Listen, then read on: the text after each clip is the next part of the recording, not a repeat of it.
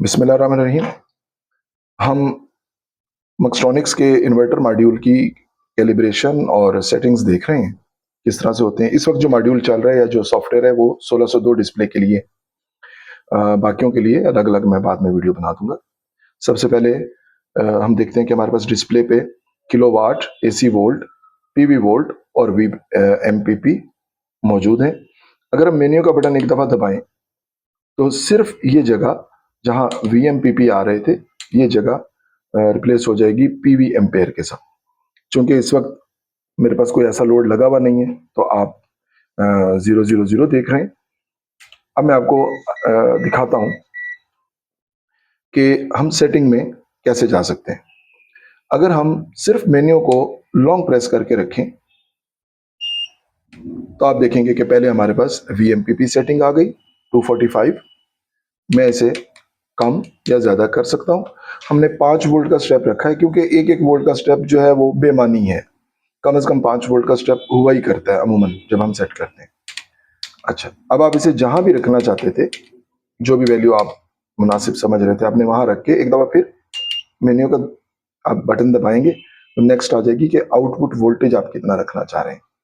अच्छा, output voltage जो आपने सेट करना है, से मैं 220 वोल्ट रखना चाह रहा हूं तो मैं इसे 220 वोल्ट रख के आगे आएंगे। तो अब मैक्सिमम पीवी करंट, ये वो करंट है कि इससे ऊपर अगर आपका लोड गया तो आपका सिस्टम ओवरलोड का एरर देगा और आउटपुट बंद कर देगा। जो पुराने हमारे मॉड्यूल गए हुए हैं उनमें तो ये लिमिट 28 एम्पेयर तक थी, लेकिन इसे हमने अब ऊपर 400 तक कर दिया है। जहां तक भी आप इसको ले जाना चाहें ये जाएगा। से मैं ऐसे कहता हूँ 30 एम्पेयर और मैं इसे कहता हूँ कि 20 एम्पेयर। अब मैंने एक दफ़ा फिर मेन्यू का बटन दबाया तो मेरे पास सॉफ्ट स्टार्ट ऑप्शन आ गई। 3 ऑप्शन हैं मेरे पास। डिसेबल्ड, एकदम से आउटपुट आ जाएगी। स्लो, तकरीबन 2 से 3 सेकंड में आउटपुट वोल्टेज पूरे होंगे। या फास्ट, जिसमें 1 सेकंड से भी कम वक्त में आउटपुट आ जाएगी, पूरे वोल्टेज पूरे हो जाएंगे। अच्छा, इसके बाद मैं वेव पे आता हूं। अगर आपके पास अच्छी पीवी वोल्टेज ठीक है, मुनासिब है, आपके लोड पे ज़्यादा बैठ नहीं रहे, स्ट्रिंग अच्छी है, तो आपको साइन वेव रखनी चाहिए, प्योर साइन वेव रखनी चाहिए। लेकिन अगर आप समझते हैं कि वोल्टेज ज़्यादा बैठ रहे हैं, लोड ज़्यादा है, पीवी जो पैनल आपके पास कम है और आप ज़्यादा से ज़्यादा पावर फेच करना चाह रहे हैं, ज़्यादा से ज़्यादा पावर लेना चाह रहे हैं, तो फिर आप मजबूरन मॉडिफाइड साइन वेव यूज़ कर सकते हैं। अगेन मेन्यू, एसी लो एरर डिसेबल्ड। एसी लो एरर डिसेबल्ड का मतलब ये है कि अब अगर अचानक वोल्टेज पीवी के कम हो जाएं या एसी वोल्टेज कम हो जाएं तो जितने भी वोल्टेज आ रहे हैं ये आउटपुट पे आते रहेंगे।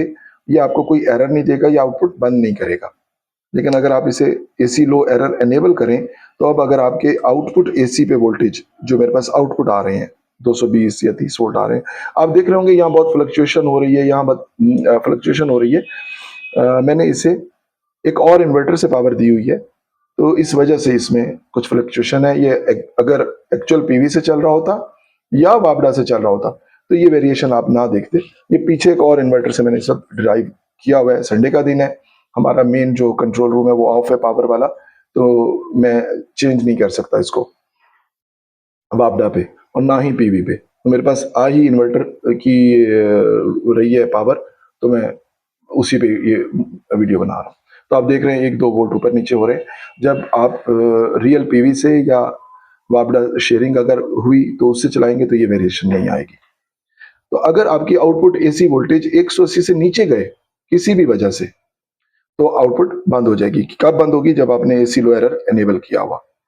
बाज़ का दूर दराज के ऐसे इलाके हैं जहां वो ये चाहते हैं कि आउटपुट कम हो जाए, ज्यादा हो जाए, लेकिन आती रहे, तो वहां हम इसे डिसेबल कर देंगे।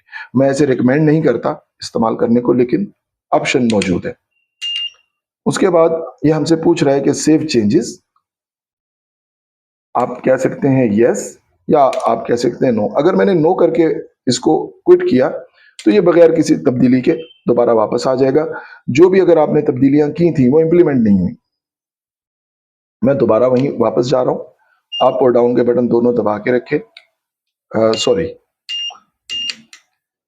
मैं दोबारा वहीं जा रहा हूँ, मेन्यू का बटन दबा के रखा, ये सेटिंग आ गई। अब मैं कोई भी तब्दीली करके जब मैं बाहर निकलने लगाऊंगा तो ये पूछेगा सेव चेंजेस। अब मैंने कहा यस, लास्ट टाइम मैंने नो किया था, या आउट कर गया था। अब मैंने कहा यस। यस करने पे अगर मैंने मेन्यू का बटन दबाया तो मेमोरी सेव होगी, लेकिन 3 सेकंड के लिए आपकी आउटपुट भी बंद होगी, क्योंकि हमने रिस्क नहीं लिया कि जब हम मेमोरी ऑपरेशन करवा रहे हों और हमारी पावर भी प्रोड्यूस हो रही है तो किसी किस्म का कोई नुकसान का एहतमाल ना रहे। तो इसलिए पहले आउटपुट बंद होगी, ये जहन में रखिएगा। तो ये फॉल्ट नहीं है, ये ऑप्शन है। मैंने ये यस किया, इस दौरान आउटपुट 0 हो गई और दोबारा से आउटपुट वापस आ गई। ये नीचे मैंने क्लैंप लगाया हुआ है, वो भी ऑन हो गया। तो इससे आपने परेशान नहीं होना। ये प्रोटेक्शन का एक मेथड है कि जब मैं मेमोरी ऑपरेशन कर रहा हूं तो मैं बिला वजह उसको उस दौरान आउटपुट ना देता रहूं। अच्छा, यहां तक हो गया। अब हम चलते हैं कैलिब्रेशन के लिए। कैलिब्रेशन ये है कि आपने पीवी वोल्ट डिस्प्ले के और रियल लाइफ के बराबर करने हैं, आपने एम्पेयर बराबर करने हैं, आपने आउटपुट वोल्टेज बराबर करने हैं। लाइक ये यहाँ पे एसी वोल्ट 226 दिखा रहा है और यहाँ पे 222 दिखा रहा है, तो हम ये फर्क निकालना चाह रहे हैं। ये कैसे निकलेगा? तो आपने अप और डाउन दोनों बटन दबा के रखने हैं थोड़ी देर। तो ये कैलिब्रेशन मोड में चला गया। कैलिब्रेशन मोड में आप देखें पीवी वोल्ट कैलिब्रेशन 286, हमारे पास कितने हैं? 280 ऑलमोस्ट। मैंने बताया आपको कि ये क्यों अप डाउन हो रहे हैं, ये पीछे से इन्वर्टर से चल रहे हैं। अब मुझे करना क्या है कि मुझे यहां से अप या डाउन से बटन दबाने और मुझे ये डिस्प्ले एक्चुअल जो मैंने पीवी पे वोल्ट मीटर लगाया हुआ है उसके बराबर करने हैं। मेरे पास आ रहे हैं 289, यहाँ है 279, 280। तो मुझे इनको बराबर करना होगा 280। तो अब ये ऑलमोस्ट बराबर हो गए। ओके, एक दफा मेन्यू का बटन दबाया, आगे आ गए। अब आपका लोड तो इस वक्त चल रहा था, रियल लाइफ में जब आप करेंगे आपका लोड चल रहा होगा। तो पीवी एम्पेयर पे आपने टोंग टेस्टर डाला होगा या डीसी एम्पेयर मीटर डाला होगा। एक वैल्यू यहां नजर आ रही है, एक वैल्यू आपको एम्पेयर पे नजर आ रही है। तो फिर आपने अप और डाउन बटन के जरिए, आप बाहर देख रहे थे 7.8 एम्पेयर, तो आप इसे अप डाउन करके यहाँ पे 7.8 एम्पेयर कर लेंगे।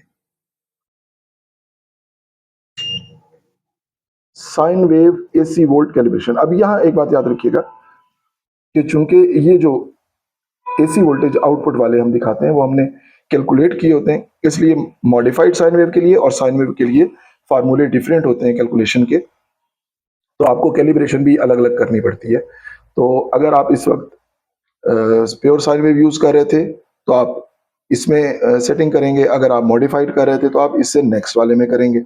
अब मैं यहाँ देखता हूँ,